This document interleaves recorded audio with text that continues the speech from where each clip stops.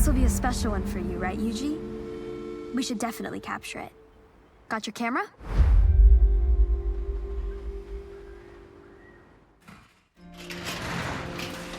Now this is a real special find.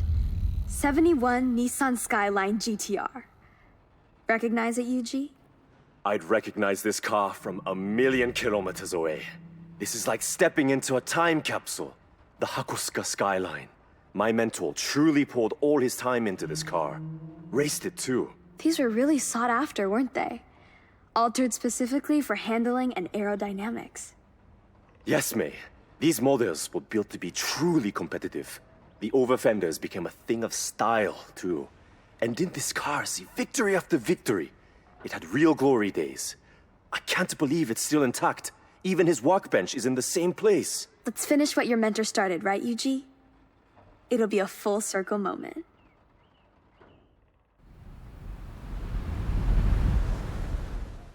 Yuji needs to give this one some extra care with the rebuild.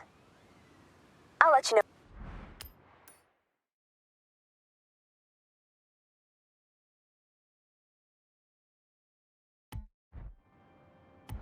when it's ready.